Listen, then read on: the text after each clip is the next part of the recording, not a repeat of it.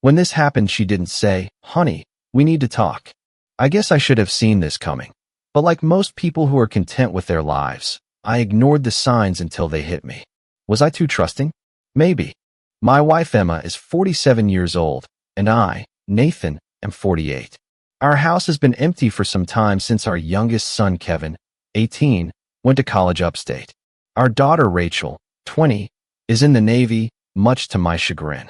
I'm a retired corporate security director adjusting to regular business life. If that's even possible for someone who spent almost 30 years in high-security operations. We are the Mitchells. We were at a networking event in the Goldstein Group's downtown office. Emma tried to endure Chad Morrison talking in her ear. Chad was probably trying to impress her with his business portfolio rather than his conversation. Emma rolls her eyes, giving me this save me signal by scratching her nose. But I'm chatting frivolously with Jennifer, a single attractive executive whose husband left her with 2 kids and 40 extra pounds. Well, Jennifer has lost those extra pounds at the gym and is chatting in my ear about wellness programs or whatever. I smile at my wife, scratch my nose back, and she gives me this "stop talking to the blonde VP and come save me if you ever want to get lucky again" look. Taking Jennifer's hand, I lead her to my wife and muscular Chad. Jennifer lets me, but wonders why I brought her to my wife. "Chad," I say, extending my hand to shake. "Do you know Jennifer?" Chad is a little confused but manages to pull himself together and reach out to Jennifer. I take this opportunity to save my wife. "My hero," she says, throwing a far from cheerful look at me. "Although I saved you from the clutches of this corporate climber, it took you long enough. You know Jennifer's achievements aren't as impressive as she claims, right? Considering how much effort you put into your own career advancement." "I think I know," I answer. "Let's go home." "Home," she says. "I need to get to the airport early for my flight." On the way out at the elevator, we pass a young Asian couple. Vincent Shin nods to make way for me, while his wife Lily smiles politely. We had previously done the obligatory new colleague introduction with them, so we just walk out. For some reason, Vincent and his wife's glances in my direction seemed strange to me. It was as if she was starving and looking at her next meal. Very strange indeed. Recent years spent in corporate security have made me, a retired security director, a little nervous and always wary. It's time to stop seeing conspiracies in every incomprehensible glance. But I followed Emma in hopes of a night before the trip. We are no stranger to separation, especially since I spent years flying to international offices and crisis zones. A year in South Korea almost killed our marriage, and during one of our 2 meetings, we had a fight in Honolulu and almost got divorced. Years of high-security corporate life take their toll on any marriage, separations, stress, and distractions. Yes, you get the idea. All I know is that Emma lost her temper when I returned, and we had a hard time getting back on track. But I knew something had happened that year, or someone. This is common in corporate security marriages. The fact is that we have above-average rates of divorce and infidelity. But after many years of service, I realize how lucky Emma and I are to still be together, even knowing that she probably cheated while I was gone. How do I know? Because Emma and the kids moved back to our hometown while I was gone. There she got a job at a local hospital. It was near the hotel where my ex-girlfriend from business school worked as a manager, and she saw Emma in the parking lot of the Crimson Inn across from the hospital. Lydia let me know when I was in Korea, but she had no proof. So I hired an investigator to follow my wife. I felt stupid when I received the report. Mercy Hospital was being renovated, and their parking lot was a construction site with only half the spaces available, so Emma had to park in the Crimson Inn parking lot, as did half the nurses and orderlies. But there was a problem with timing. Emma always showed up for her shift a couple of hours early. It stopped when I returned home. If Emma was dating someone, there was no way to find out. Lydia could be wrong, or she could be right, but it was enough for me to realize that I was neglecting my wife, and Emma could leave for another man while I was not around. There's nothing worse than wondering and not being sure. After I've been to Korea, I'll never have to go there again. A year is a long time, long enough to lose your family.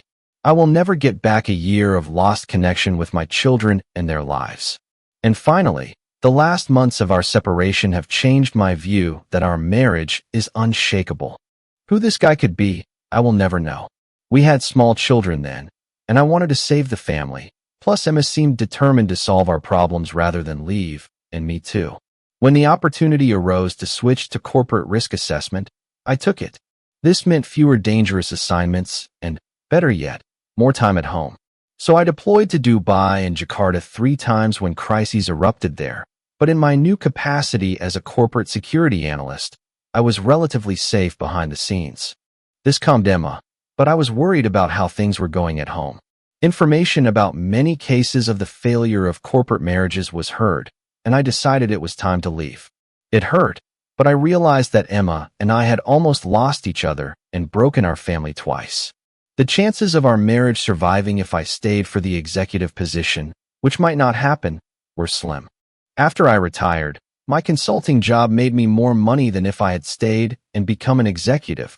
But then it was my daughter's senior year of high school, and I saw her and my son graduate, and I still had my wife.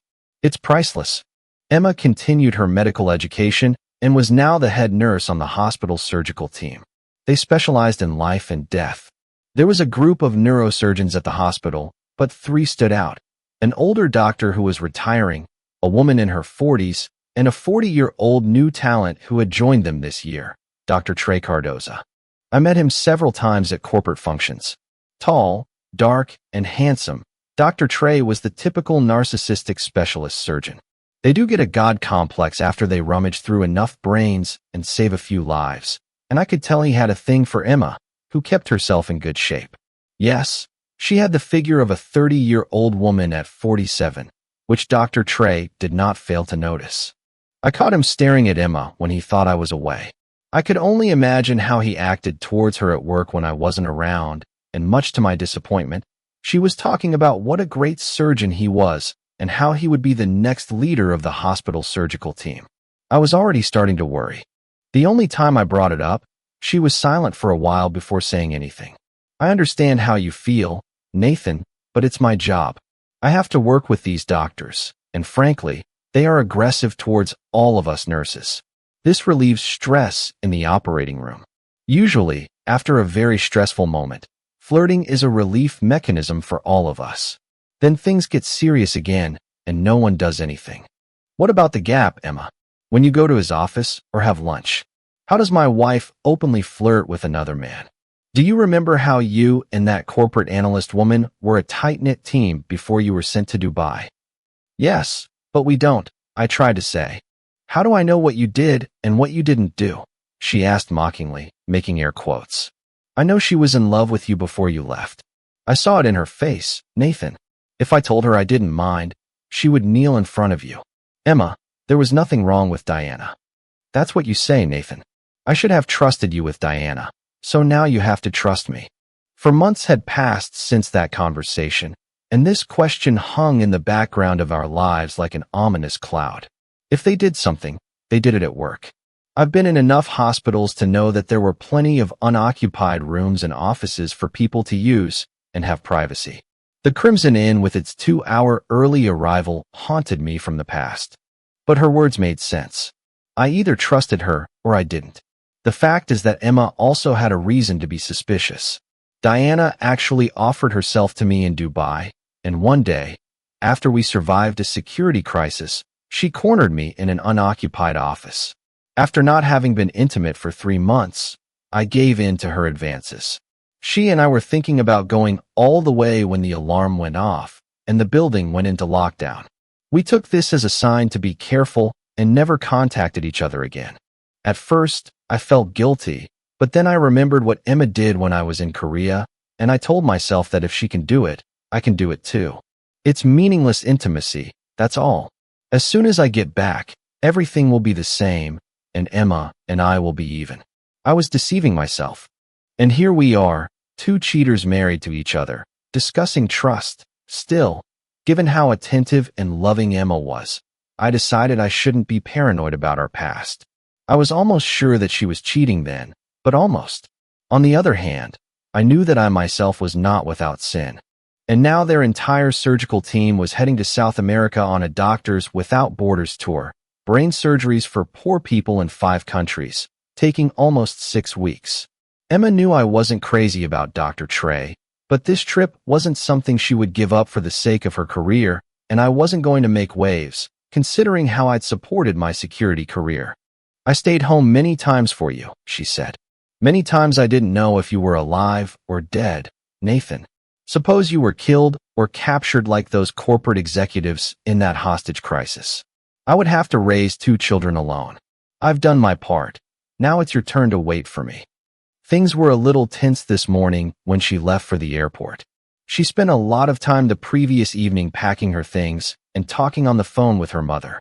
I found it annoying when it invaded our intimate time that seemed less and less in recent months. Not wanting to start an argument, I went to bed and woke up the next day to she was gone. No message, no goodbye kiss, and nothing more. I looked around the house in case she left a note, but I didn't find anything. Just in case, I checked my phone for messages, but there were none. To say I was annoyed and concerned about the way she left would be an understatement. I was furious. After making coffee and calming down, I looked at her flight. She was on the way to Colombia, their first stop. They'll land in a few hours, and hopefully she'll text or call from there. Well, I thought, another chapter in her marriage. Only she didn't call, didn't write, nothing like that.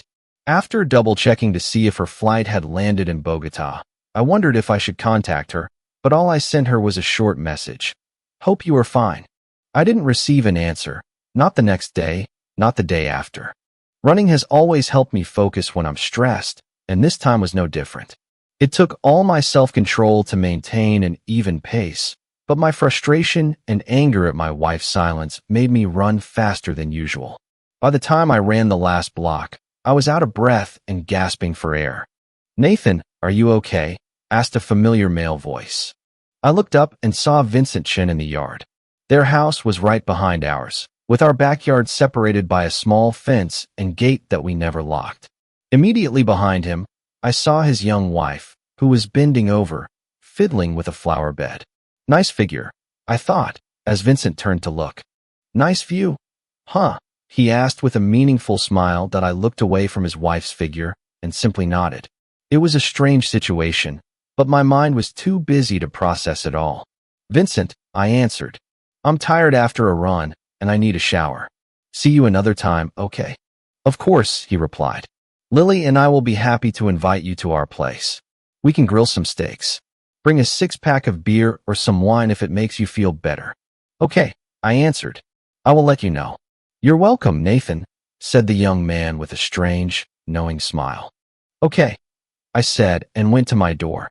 After a shower and a cold drink, I looked around our empty house. The TV was humming while I waited for a call from my wife. It was already dark outside, and still no call, no text, no email from Emma. I had enough and called her at the hotel. After checking the time, I realized that it was about 10:30 in the evening. They sent me to her room, but there was no answer. "Sorry, senor," said the manager in good but accented English. "Looks like there is no answer." "Who am I talking to?" "Pablo Espinoza, hotel manager at your service, sir," said the manager. "What's your name?" "Nathan Mitchell." "Pablo, Mrs. Mitchell is my wife. I haven't been able to contact her since she left. Can you confirm that she checked into your hotel? Have you seen her?" "Yes, senor. Senora Mitchell has arrived along with all the other members of the medical team. I saw her earlier with them in the dining room. They returned from the hospital after surgery. They all looked tired. They ate and went upstairs. Can you do me a favor, Pablo?" "Yes, sir." He was no longer so polite, but he tried. "What is it?" "Dr. Trey Cardoza's room number." 514, senor. Do you want me to call him?" I winced when I saw that Emma's number was 515 on the list. "Not now, Pablo." I managed to keep my cool. "One more thing. Help me, Pablo, and please call Mrs. Penny Washington's room." Penny Washington and Emma were close. In fact, we went to dinner with her and her husband, Josh, last August. After some hesitation, Pablo replied, "Sí, senor, please wait." And music began to play on the phone. "Hi, Nathan," Penny replied. She knew it was me. I had a feeling that Pablo told her who was calling, or did she expect this from me? It looks like that was the case. Hi, Penny, I said. Sorry to bother you so late. Don't worry about it, she said. Why are you calling me? Is Josh okay? Ignoring the question, I took a chance. I'll get to the point. Where's my wife? And indeed, several seconds passed from my question to her answer. Why are you asking me this? She replied, as if irritated by me, but I could tell from her tone that she knew. Don't fool me, Penny, I replied. My wife's room is next to Trey's, and she's not there, and I think you know why. Nathan, I think you need to talk to your wife, she replied, but I could have sworn I heard a man's voice ask, who is it? Maybe I should talk to your husband about the man in your room, Penny? You know I have Josh's number. I wonder what he would think if you had a man in your room away from home. She didn't say anything but covered the phone, and when she spoke again, it was just her. Okay, Nathan, please don't do this. I beg you. Don't call my husband. This is the first time. I don't care how many times you cheated on your husband, Penny, but if you don't tell me about my wife, I'll call your husband and let him know in a few seconds. Now put me through. Where's my wife? Phones in this hotel had the ability to transfer to phones of other rooms. Penny didn't want to transfer me, but she was very cooperative with the threat to her marriage. At least I knew she didn't have time to warn my wife. The phone rang in room 514. Penny, why are you calling us? I heard Trey ask, thinking he was talking to Penny. Us? Who the hell were us? But then I understood the essence of their trip. Us were my wife and Trey. Penny had an us with some guy. It made me wonder how many people on the surgical team were using this trip as an extramarital intimate excursion. I don't want to ruin your evening, I said in a cold voice, but this is Nathan Mitchell, and I want to talk to my wife. It took him a few seconds to come to his senses. He then went into stupid mode. They all do it, especially the so-called smart ones. It's all about arrogance.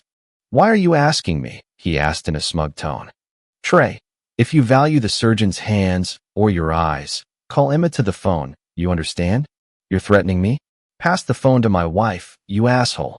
In the end, I lost my temper. Some noise was heard, similar to a struggle for the telephone. Then I heard my wife's voice. Give me the phone, Trey. I heard her voice. I would say good evening, Nathan, but we both know that's not true at this point. What are you doing in his room? I asked, trying not to lose my composure. Why didn't you call or answer my messages? And again, what are you doing in his room, Emma? Are you having an affair with him? She was silent for a second or two and then addressed Trey. Can you leave for a few minutes? She told him, before he grumbled something obscene. Thank you, Trey. After that, for several long seconds, neither of us said a word. I tried to pull myself together. She spoke first.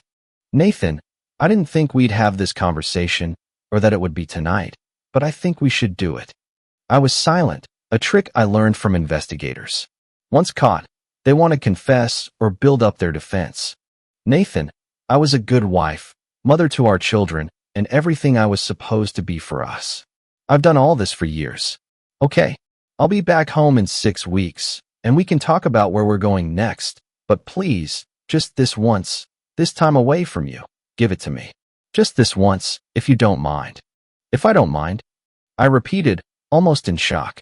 Jesus, I plan to call you in a couple of days, after you and Trey had intimacy. I snapped back. How convenient, after you and Chun get together, Emma answered. Have you already talked to them? They invited me to dinner. For what? This is more than dinner, Nathan, Emma said. Lily wants you. She wants you to rock her world. I talked to her about it, and it's okay if you do. I'm not exactly an angel here either. Yes, I can see that, Emma. 24 years of marriage, and this is how you check out? You didn't even have the decency to tell me, honey, we need to talk in person. Nathan, all that could happen is to start an argument before I leave. You think so? I answered sarcastically. But then I could ask you to stay and not leave. I could stay, Nathan, she said, her voice breaking, but I wanted this. I need this, at least once in my life before I get old. I need this, at least once, to feel alive, just one time to feel like a professional woman on my own. Look, when you were in security all those years, you were alone, and you were judged by your profession. I want the same. As for Trey, that's the icing on the cake, Nathan. I do not love him, for God's sake. He's just a toy. And I did leave Lily for you, right? Other wives leave behind casseroles. Did you leave me a woman? She chuckled nervously. What? What can I say? I take care of my husband. What? Emma? She just turned 30. 30, Emma. You're 47. I'm giving you a 6-week hall pass with our 30-year-old neighbor? Nathan, how many women like Lily are knocking on our door? So you got me a woman while you deal with Dr. Trey? How thoughtful of you, Emma. Sorry if I don't thank you. 6 weeks, and we'll be together again. I won't ask you what happened, and neither will you. Do you understand this? I understand everything. I answered. I love you, Nathan. I heard her voice. I loved you too, Emma, but now I'm not sure about that. I hung up, not wanting to prolong our pointless and painful conversation. The bell rang. I went to open the door to see Lily. Good evening, Nathan, she said with a dazzling smile. I noticed that she was alone, without her husband. Hi, Lily, I answered nervously. My eyes looked at her because she looked amazing. Lily wore minimal makeup, just enough to highlight her face, framed by medium to short-length black hair. Pink lipstick with matching eyeshadow, a floral print sundress enveloped her hourglass figure. There's something about heels that makes a woman's legs appear longer and her calf muscles appear more defined. It was a young and healthy look that attracted me more than the outfits that some women think turn men on. Are you going to let me in? She grinned, raising an eyebrow. Of course, I said, stepping aside so she could go into the kitchen. I stared at her body for so long that I didn't notice that she had brought a bottle of wine with her. She handed it to me and smiled. Red Moscato. How did she know I liked it? Then a light bulb came on above my head. Emma. My wife told her what to bring. I was hoping you wanted company.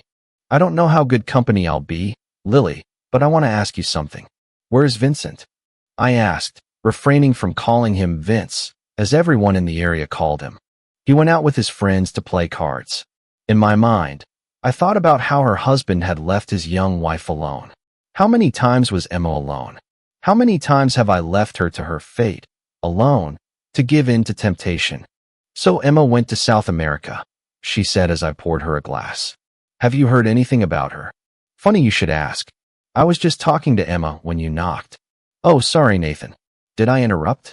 No, not at all. We said almost everything that needed to be said. She probably sensed my terrible mood. Nathan, I think we need to talk. Let's sit down, I said, pointing to the living room.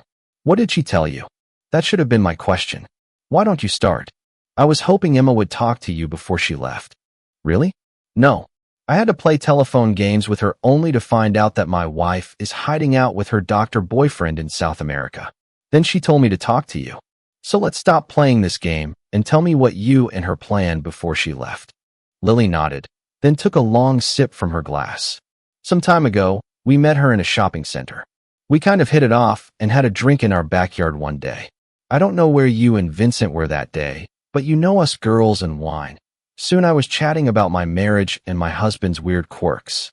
She paused as if trying to decide what to say next, but I just looked back without saying anything.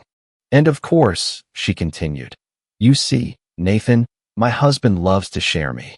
Shall I share with you? I asked, a little confused, before I realized what she meant. Oh, do you mean with other men? She finished my sentence. Exactly. Interesting, I managed to blur out. And as far as I understand, you told Emma about this? I was tipsy and... Nathan, can I be honest? Certainly. I find you attractive. Don't get me wrong, but I like older men. I'm flattered by your attention, but why tell my wife about this? Because I wanted her to know and let me seduce you. Well, how did my wife cope with this?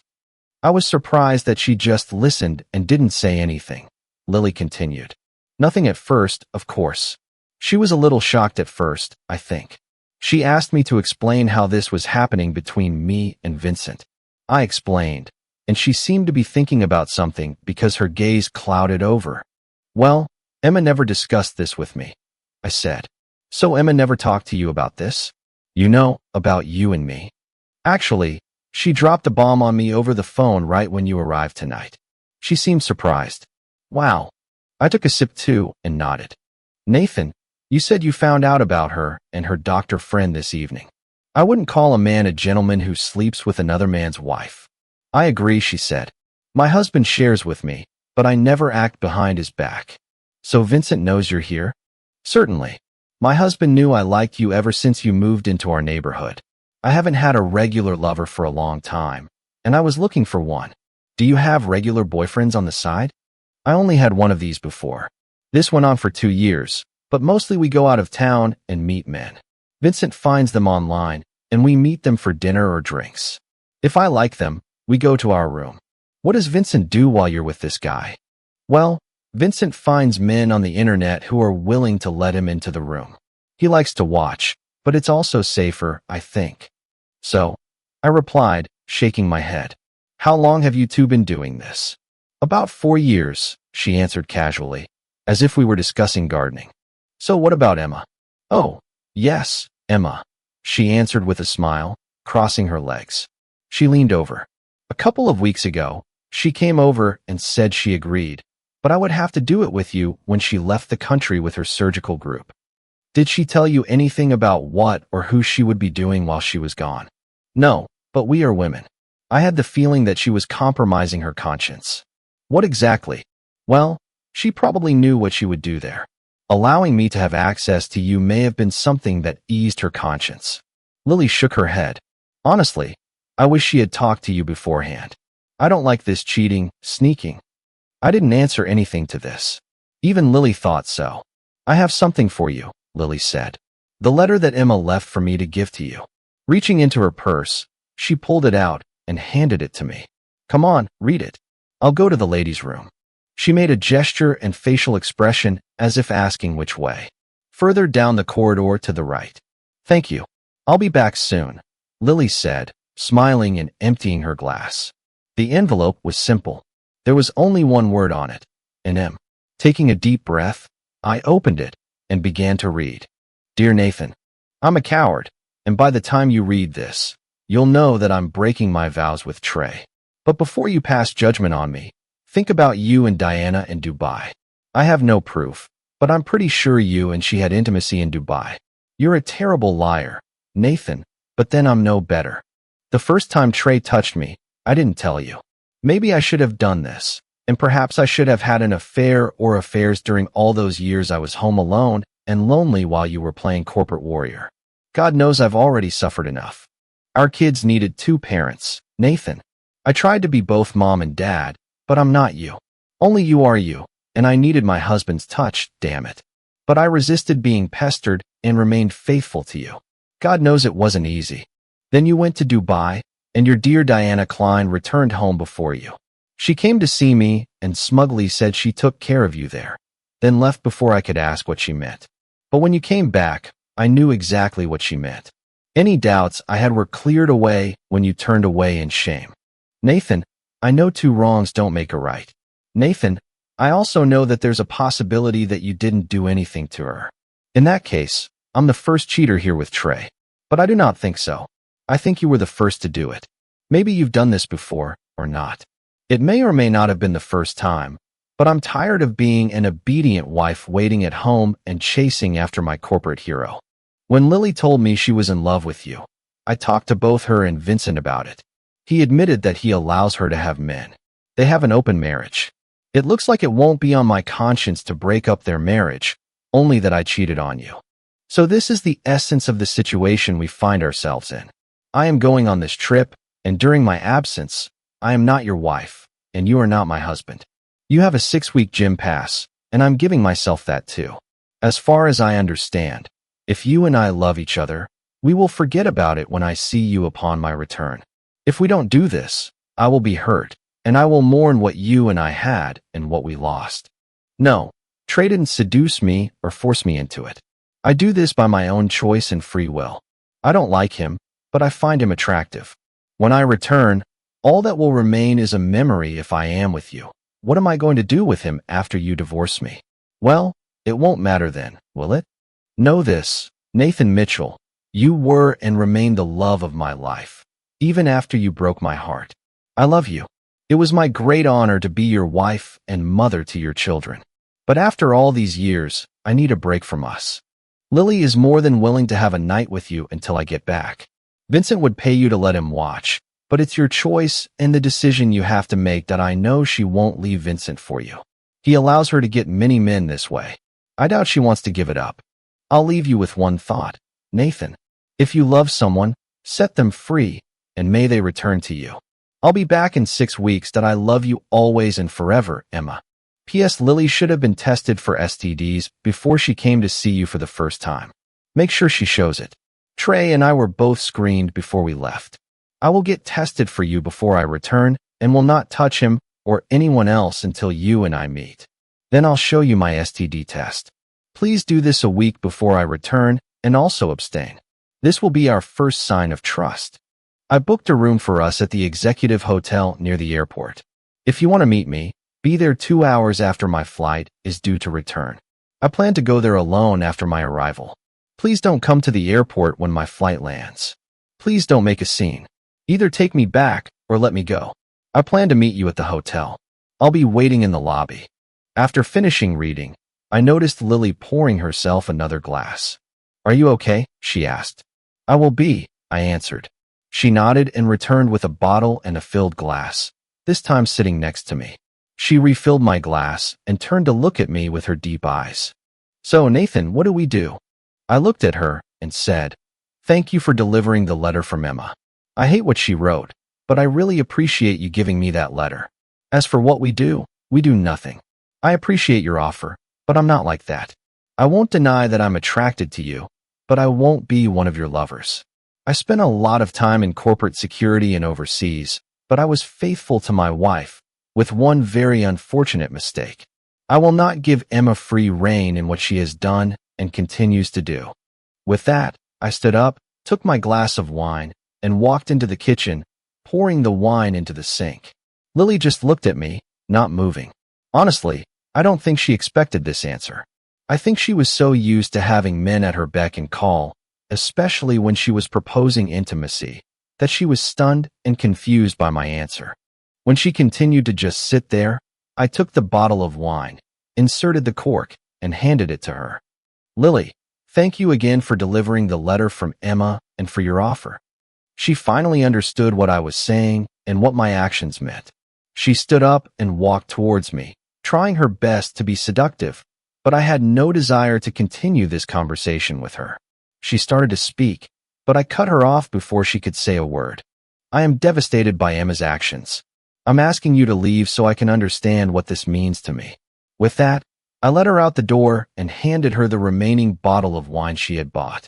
Once outside the door, she turned and started talking again, but I slowly closed the door. To be honest, I wasn't trying to be rude, but I had no time for her. Having spent almost 30 years in corporate security, especially the last few years in intelligence analysis, I had a lot of contacts and resources at my disposal. I also realized the mistakes I made with Emma. First of all, I should have had a serious discussion with her about her actions while I was in Korea. Although she claimed to be faithful to me, I never discussed with her the issue of her showing up 2 hours early for her shift. Not knowing, of course, affected me more than I expected. Second, I had to be honest about my failure in Dubai. I guess I was too ashamed of what I did, and I just couldn't be honest with her about it. I should have confessed to her as soon as I got back. Plus, now I found out that Diana already said something to Emma, giving her a reason to start an affair with Trey. Emma asked me this outright 4 months ago, and I continued to lie.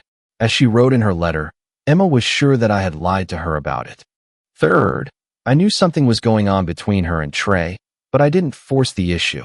This was mainly due to her asking me about Diana and the shame I felt about my actions. She was able to silence me by exploiting my inability to be honest with her. I took her letter and reread it. My first impression was that it was self-serving and full of her excuses for cheating. Reading it again didn't change my perception, but it did make me realize that the woman I loved, the woman I raised our children with, and the woman I thought I would grow old with was gone. She was replaced by someone I didn't like and someone I was no longer in love with. I loved her because of my children, so I didn't want her to get hurt, but deep down, I knew it was over between us. I will never forgive her, and I will never trust her again. I also realized that the woman who wrote this letter was delusional. After 24 years, didn't she know me? How could she think that I could accept her actions? What struck me most, however, was her sense of self-worth. She truly believed that she deserved what she did. Her statement was complete crap. How can she claim that I'm the love of her life and then write, "But I'm tired of being an obedient wife waiting at home and chasing after my corporate hero"? What a contradiction. While her entire letter infuriated me, one statement really angered me. Playing corporate warrior. What the hell? Emma knew who I was and what I did when we got married. It was no secret. It was a hard life, but we got through it together. Does she think I enjoyed being away from my family? Did she think I liked being in the field and training, or actually being in crisis zones? How about turning down the opportunity to become an executive because I understood the pressure it would put on our marriage? How could she have thought that continuing this charade would be something we could survive? To hell with it all. Plus, she apparently avoided the possibility of having a night before the trip to say goodbye. I think she wanted to be fresh for Dr. Trey. Her quiet and unnoticed departure to the airport, and then her complete silence until I forced her hand, made me realize that this woman did not really love me as she claimed. She was so obsessed with her desire, her vacation from us, that she didn't care about me or my feelings. Moreover, she did not respect me. I thought what we had was priceless. I see now she wants to take a break from us, and she will have such a vacation for the rest of her life. It's time to take action and move forward without her. Again, I have a ton of contacts, so it's time to put them to good use. The next morning, I went for a run, had a good workout, had a good breakfast, and then called my office, saying I was taking a few days off. Having witnessed several marriages fail while in corporate security, I had a good idea of what to expect and what I needed to do to end this dying marriage. My next step was to contact an old corporate buddy, Jackson Steele, who had served in the corporate legal department but had retired to go into private practice. I told him what happened, what was currently happening, and what I wanted. He introduced me to a woman who he called the best divorce lawyer he knew. I called her office and made an appointment for the next day. I told her secretary what the meeting was for, and she emailed me a list of documents she wanted me to bring to the meeting. I went online and paid off our joint credit cards and then canceled them. Emma had a card in her name, so I knew I wouldn't inconvenience her. I then went to the bank and withdrew half the money from our savings and checking accounts, removing my name from them. I also removed all documents and items from our safe. Then I went to another bank and opened accounts in my name only. In addition, I got my own safe. After I left my new bank, I went to the HR department at my employer's office. I was a consultant, but I worked for a private company that had extensive contacts and contracts with the finance industry. There, I changed the beneficiaries of my life insurance policy and 401k to our children. I wanted to make sure that if something happened to me before the divorce was final, Emma still wouldn't win. My next step was to call Jackson back. I told him I'd changed my will to leave everything to the children. I have also appointed him as the executor of my estate. I was surprised that I was able to complete everything in one day. However, instead of resting, I went home and started packing. I was surprised at how many things no longer had any value to me. I think this was because many of the memories associated with these items were tainted by Emma's actions. I left them for her. If she doesn't need them, she can get rid of them.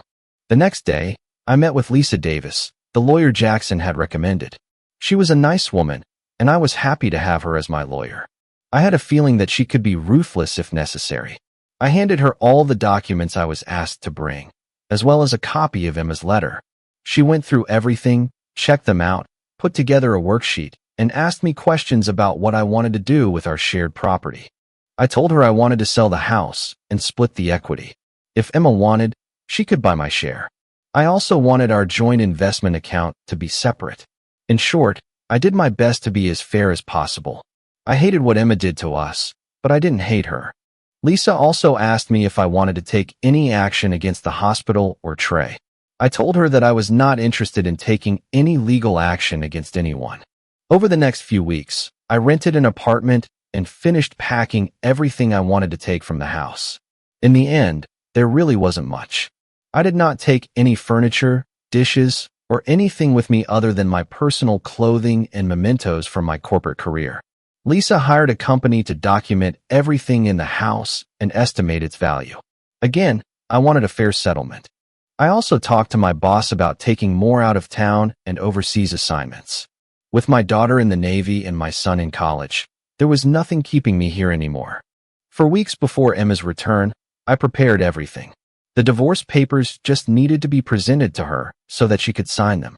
Everything I wanted was packed, put in a storage unit, and ready to move into my new apartment. I furnished it with new furniture, provided it with food and all necessary utensils, and I took with me most of my clothes. I doubt my neighbors had any idea what was going on. I continued to do all my normal activities to keep everything looking normal. I didn't need to tell anyone about my plans until I decided it was time. I actually saw Vincent and Lily a few times.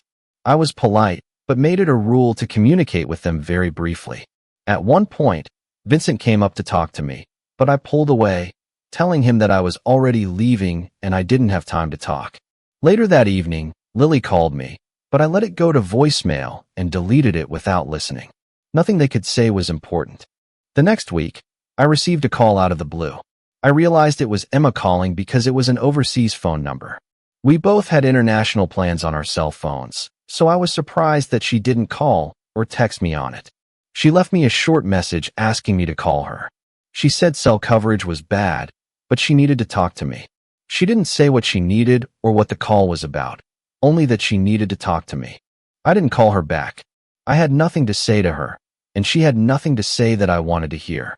3 days later, I received another call. This time, she said that she was very worried about me and that she needed to talk to me.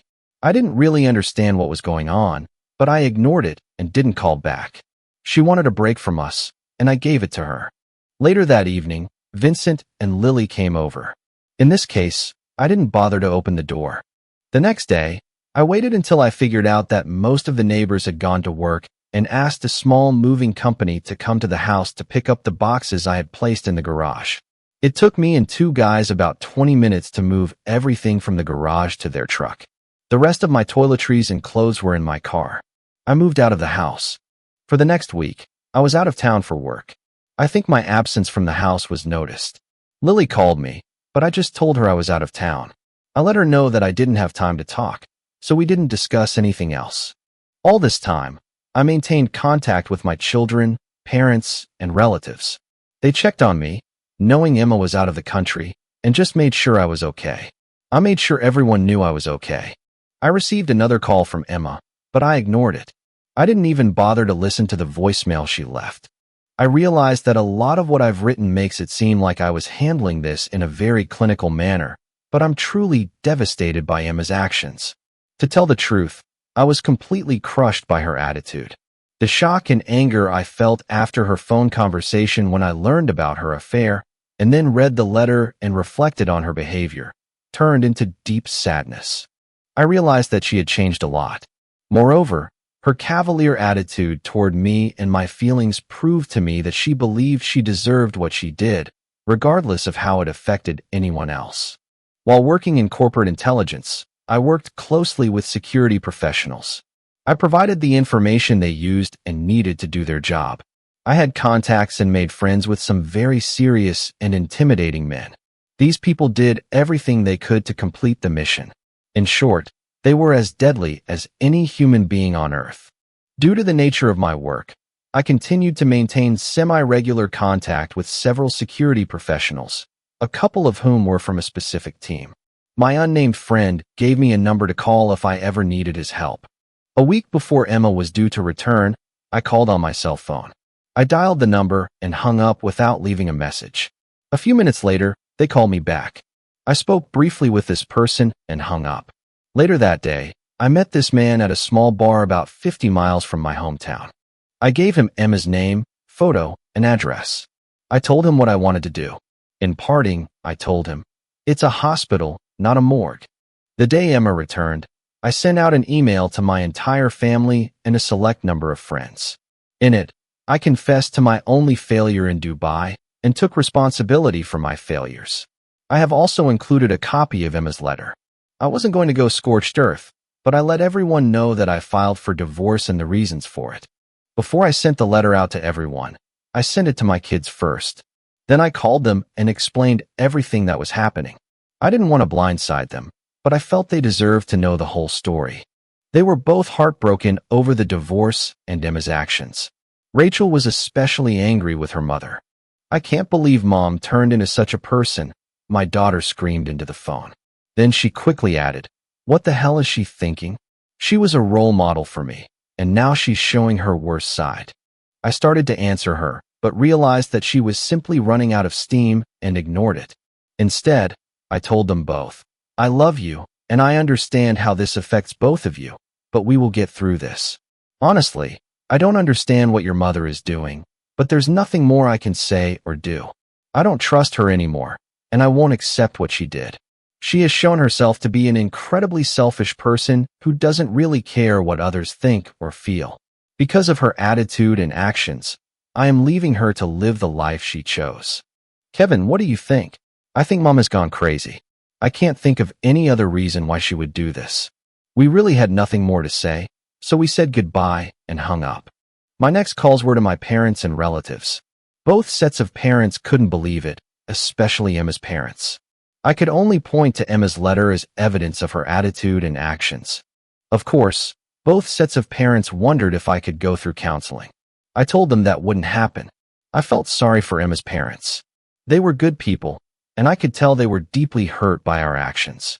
I made those calls from the airport, and shortly after that last call, I boarded a plane and left for an overseas assignment. I had to leave the country for the next 2 months. Emma will not see me at the hotel tomorrow or any other day, as she had hoped. The next day, the surgical team returned to the airport. I don't think they expected the reception they received. Josh was there to meet Penny and immediately attacked her, demanding to know who she slept with. Damn it, I called him and told him everything. He had the right to know who he was married to. Several other members of the team, both husbands and wives, suffered similar treatment. Josh made it a point to call and tell everyone what he knew and did everything he could to find out who Penny was sleeping with. Judging by the live feed that was given to me at my request, it was a pretty ugly scene. Dr. Trey did his best to avoid all of this, but it seems his girlfriend didn't like Emma sleeping with him during their trip. She hit them both and had to be physically restrained from doing anything else. In addition, several hospital staff and several representatives of Doctors Without Borders were there to find out what happened during the trip. Josh, of course, did everything he could to damage the reputation of the hospital and their organization. His threatened lawsuits have certainly attracted attention. It took about 10 minutes for everything to calm down. This was largely due to the arrival of security and the separation of many of the greeters from the returning team. Hospital administrators pulled the team aside and told them to be at the hospital in the morning for a full briefing. They were told that their further work depended on the result. Around this time, a man dressed as a limousine driver approached Emma and asked, "Are you Emma Mitchell?" She had a confused look on her face and answered with a simple, "Yes." He handed her a large manila envelope and said, "You have been served. Besides, Mr. Mitchell had a message for you. You are free." With these words, the man left a very shocked and surprised Emma. I turned off the live stream I was watching and moved on with my life. However, this is not the end of this little story. Later that evening, Dr. Trey returned home, tired and more than a little angry about the events at the airport. He didn't like it when his affair with a member of the surgical team was put on public display. His evening was about to get worse. Much, much worse. Dr. Trey was the victim of a home invasion. The last thing he remembered was being shocked when he crossed the threshold of his house. He woke up a few days later in the hospital. His nose was broken. His left orbital bone was broken. He lost several teeth, and the fingers on his left hand were broken, with his index finger and thumb crushed. His right elbow and right hand were broken, and all the fingers and thumb on his right hand were crushed. Dr. Trey's house was trashed, and a message was spray painted on a blank wall. "Don't mess with married women."